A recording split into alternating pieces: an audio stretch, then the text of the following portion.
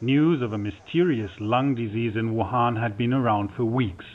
Nevertheless, at the end of January, the words of senior pulmonologist Zhong Nanshan hit like a bombshell. Now we can say with certainty that the virus spreads from human to human. Until then, authorities had downplayed the risk of infection. Now the government scrambled to control the crisis. Wuhan, a metropolis of 11 million, was locked down. People rushed to the hospitals, causing a near breakdown of the healthcare system.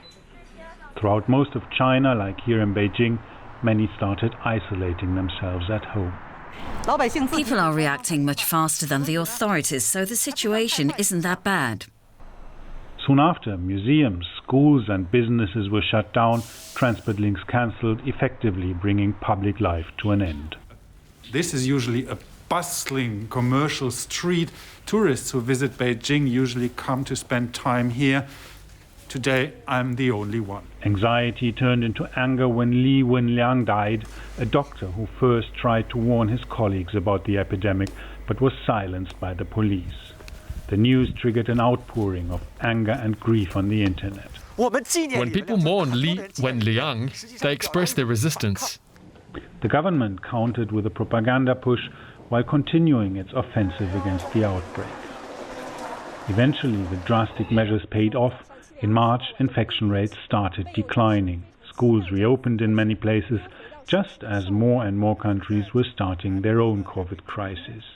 State television even showed Chinese officials handing over medical supplies to other countries threatened by the pandemic. China has all along maintained an open, transparent and responsible attitude, and we have provided all the urgent help that we could to help countries in need. With few new infections, China has now engaged in a different fight to define how its role in this epidemic will be remembered. Well, how will it be remembered? Fabian, what have party leaders been saying about their response to the virus and to the growing international calls for an investigation as to why it wasn't contained in Hubei province? I mean, that's a very sensitive topic, and the diplomats here and government officials have a very different perspective what they tell you when you ask them more or less in private, and they also admit mistakes that they've done. I mean, we all know that they've silenced scientists, that they've destroyed lab samples. However, if you confront them in public, for example on Twitter, then they have a much bolder approach and say basically we did everything right. And they react very sensitive when other governments want to investigate the origins of the coronavirus. For example, the Australian government did so, and after that, the Communist Party here basically suspended beef imports from Australia from 4 different companies. So they basically, use their economic power to suppress any discussion about that, because of course the Chinese government did mistakes and they don't want to openly admit it because they are afraid that actually governments like the US government will try to politicize that and also abuse that issue for their own agenda. Fabian, thanks very much for that from Beijing today. Well, the Communist Party Congress comes as, for the very first time in 3 decades, China has abandoned its annual economic growth targets. In doing so, it cited the coronavirus and global uncertainty. In his annual work report to the gathering, Premier Li Keqiang said China has set a target of creating 9 million new urban jobs. He also promised to increase spending and financing to support the economy.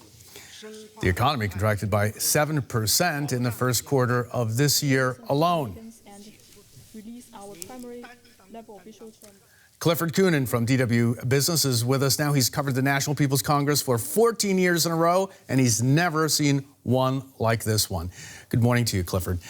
Clifford, why has China decided not to issue its annual report?